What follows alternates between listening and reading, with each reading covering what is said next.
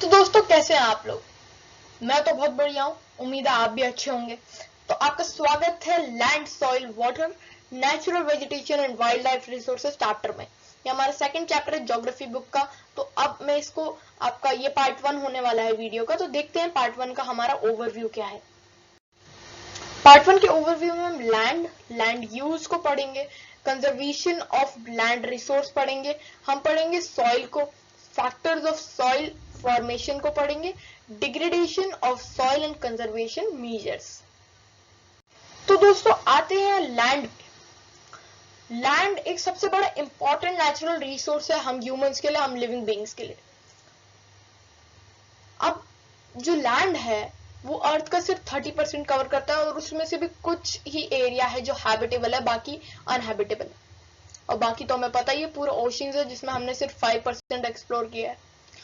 अब आते हैं प्लेन्स और रिवर्स पे। जो प्लेन्स और रिवर्स के आसपास के जो लैंड्स होते हैं वो सूटेबल होते हैं एग्रीकल्चर के लिए, और यही जो एरिया होता है वो सबसे ज्यादा हैबिटेबल होता है, डेंसली पॉपुलेटेड होता है। सो लैंड के बारे में हमने पढ़ लिया, पढ़ते हैं लैंड यूज के बारे में। अब लैंड यूज क्या होता है? Land is use for different purposes. हमें पता है हम लैंड पे बहुत सारी चीजें कंस्ट्रक्ट करते हैं, बिल्डिंग्स कंस्ट्रक्ट करते हैं, हट्स कंस्ट्रक्ट करते हैं, बहुत सारी चीजें करते हैं। So land is use for different purposes. बहुत सारे डिफरेंट पर्पस होते हैं जिसके लिए लैंड यूज होता है। सच एज एग्रीकल्चर सबसे बड़ा है, एग्रीकल्चर, फॉरेस्ट्री, फॉरेस्ट माइनिंग करते हैं, घर बनाते हैं, रोड्स आती हैं, रोड सेट इंडस्ट्रीज जो है बड़ी बड़ी वो भी लैंड पे ही सेटअप होती हैं। अब इससे कॉमनली हम कहते हैं लैंड यूज, ठीक है।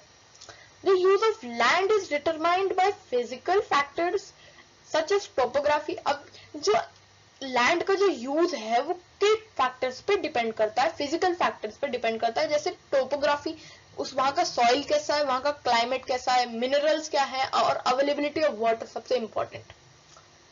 प्राइवेट लैंड जो होता है वो कुछ इंडिविजुअल के पास रहता है। जैसे हम कहते हैं ना, हमने यहाँ जमीन खरीद रखी है, वहां जमीन खरीद रखी है, यानी कि वो वो हमारा प्राइवेट लैंड है, ठीक है। तो उसको हमारे अलावा कोई यूज नहीं कर सकता, हमने उसे परचेज कर रखा है, हमने उसे बाय कर रखा है, ठीक है। So private land is used by owned by individuals, whereas the community land, जो कम्युनिटी लैंड होता है वो कम्युनिटी, एक प्रॉपर कम्युनिटी ने ओन किया होता है, जहाँ कॉमन यूजेस होते हैं, मतलब कोई भी कॉमन आदमी वहां पे रह सकता है प्राइवेट लैंड को छोड़ के। प्राइवेट लैंड किसी ने ओन कर रखा है, सिर्फ वही बंदा वहां उसका यूज कर सकता है जिसने उसे परचेज करा हो, ठीक है। For common uses like collection of fodder, fruits, nuts और मेडिसिन हर्ब्स। तो एक कम्युनिटी लैंड होता है जिसमें एग्रीकल्चर वगैरह हम चीजें करते हैं, तो बहुत सारी चीजों के लिए वो यूज होता है कम्युनिटी लैंड। तो हमने प्राइवेट लैंड, कम्युनिटी लैंड पढ़ दिया। अब हम पढ़ते हैं these lands are also known as common property resources।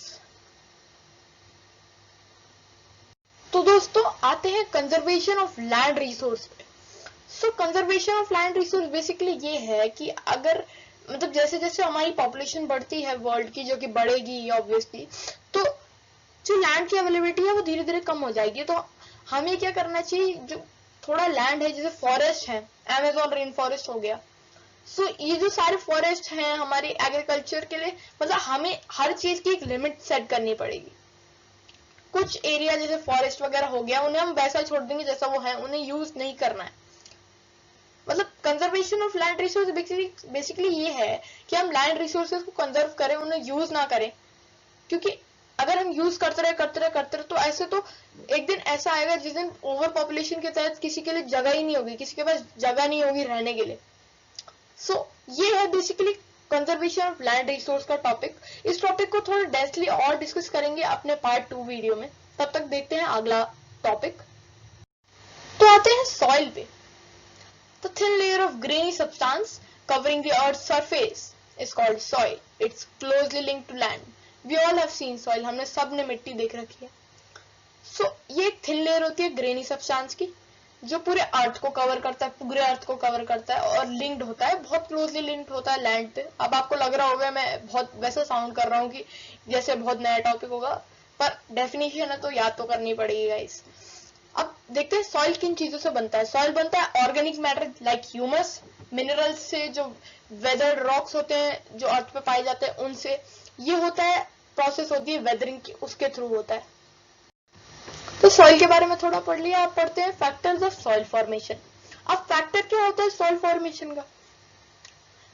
The major factors of soil formation are nature of the parent rock and climate factors. अब आप यहाँ पे इमेज देख सकते हैं सॉइल, ठीक है। सॉइल से parent rock determines colours, textures, chemical properties, mineral content, permeability. अब जो पैरेंट रॉक होता है वो डिटरमाइन करता है कलर को, सॉइल के टेक्सचर को, केमिकल प्रॉपर्टीज उसकी, मिनरल कंटेंट हो गया और परमेबिलिटी को। क्लाइमेट क्या इफेक्ट करता है, फैक्टर क्या है उसका?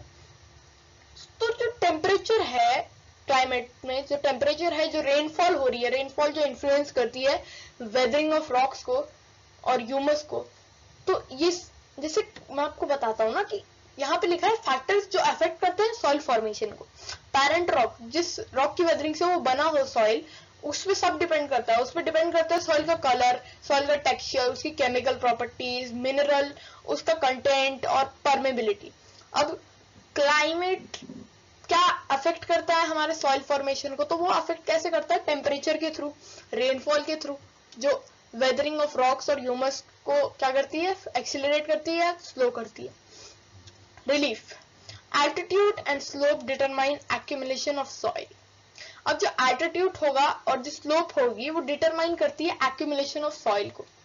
Flora, fauna and micro organisms, we all have studied micro organisms. नहीं देखा है तो मेरी वीडियो चैनल पे है, उनको जाके देख लो। Affect the rate of humus. अब आपने देखा ही है कि माइक्रो ऑर्गेनिजम्स क्या है, डिकम्पोज करते हैं ऑर्गेनिक मैटर को और उन्हें ह्यूमस के फॉर्म में सॉइल में रखते हैं। Time determines thickness of soil profile. अब जितना टाइम हो गया होगा उस सॉइल को उतनी उसकी थिकनेस बढ़ती जाती है, ठीक है। तो यहाँ हम पढ़ लिए फैक्टर्स ऑफ सॉइल फॉर्मेशन। आगे देखते हैं, आगे है degradation of soil and conservation measures.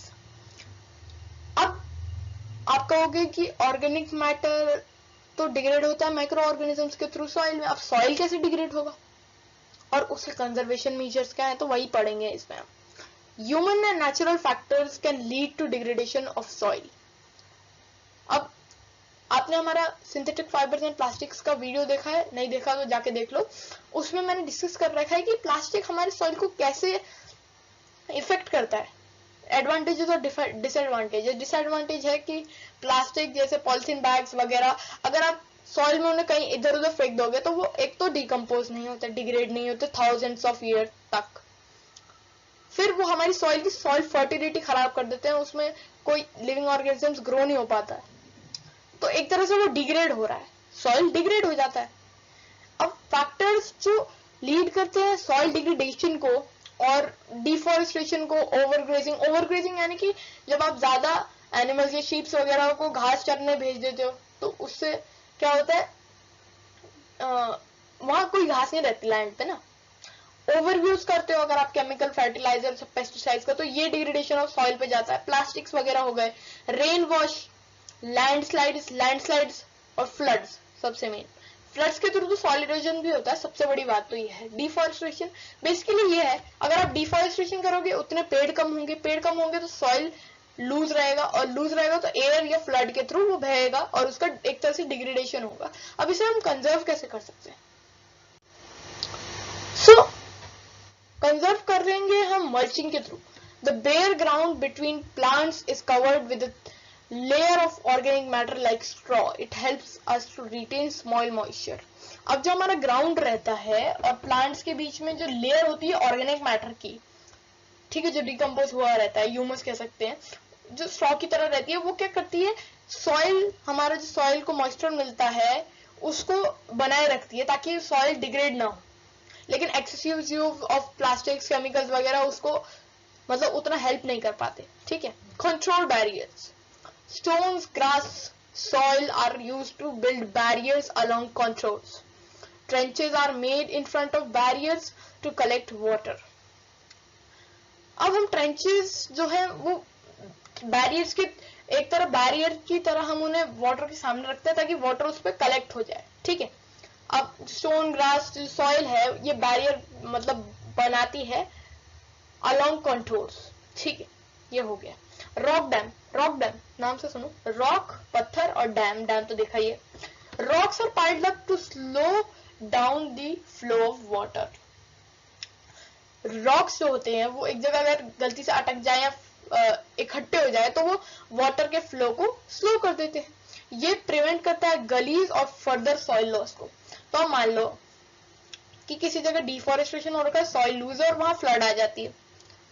सो आगे उसके मतलब कुछ दूर बाद जो है एक तरह का मतलब जो सॉइल्स मतलब जो रॉक्स हैं वो इकट्ठे हो रखे हैं, तो वाटर क्या होगा, फ्लो नहीं हो पाएगा उनके थ्रू या फिर स्लो डाउन हो जाएगा, तो इससे हमारा जो सॉइल इरोजन है वो नहीं होगा।